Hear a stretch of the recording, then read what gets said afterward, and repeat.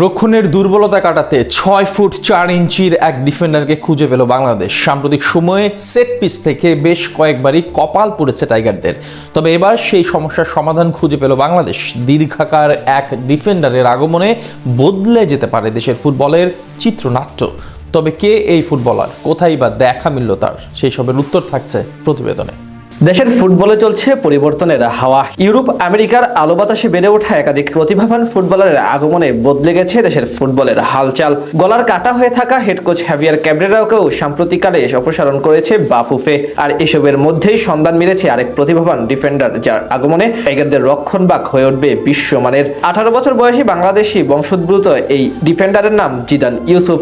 বর্তমানে তিনি খেলছেন ইংল্যান্ডের 6ষ্ঠ টায়ারের ক্লাব ওয়ালটন অ্যান্ড হারশামের হয়ে।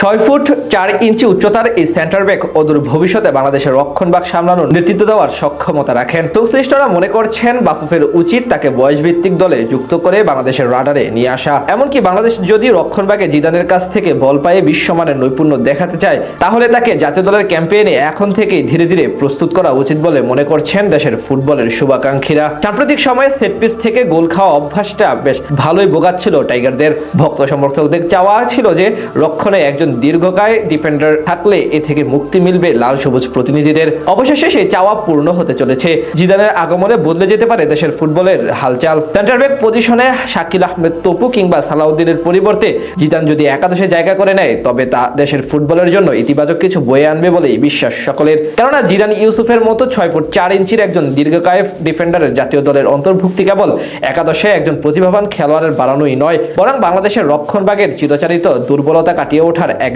দীর্ঘমেয়াদী সমাধান। আধুনিক ফুটবলের শারীরিক সক্ষমতা ও উচ্চতা রক্ষণ সামলানোর অন্যতম প্রধান হাতিয়ার, যা বাংলাদেশের ফুটবলের দীর্ঘদিন ধরে অনুপস্থিত ছিল, তা এবার কাটিয়ে উঠতে যাচ্ছে লাল সবুজের প্রতিনিধিরা। বাংলাদেশ দলের রক্ষণ ভাগের সবচেয়ে বড় দুর্বলতা হলো সেট পিস থেকে গোল হজম করা। প্রতিপক্ষ দীর্ঘকায় ফরওয়ার্ডদের হেডের সাথে পাল্লা দিতে গিয়ে হিমশিম খেতে হয় তপু বর্মন, সাদউদ্দিনদের। তবে জিদানের উচ্চতা এখানে বাংলাদেশের রক্ষণ ভাগকে স্বস্তি প্রদান করতে পারে। 6 ফুট 4 ইঞ্চি উচ্চতার কারণে তিনি খুব সহজেই প্রতিপক্ষের ক্রস ও কর্নার বিপদমুক্ত করতে পারেন, যা রক্ষণ ভাগের স্বস্তি দেবে। এছাড়া রক্ষণ সামলানোর পাশাপাশি জিদানের আক্রমণ ভাগেও বিশেষ ভূমিকা রাখতে পারেন। দলের প্রয়োজনে কর্নার বা ফ্রি কিকের সময় তিনি প্রতিপক্ষের ডি বক্সে গিয়ে হেড নিয়ে গোল করার সুযোগ তৈরি করতে পারেন, যা বাংলাদেশ দলকে গুরুত্বপূর্ণ ম্যাচে জয় এনে দিতে কার্যকরী ভূমিকা রাখতে পারবে।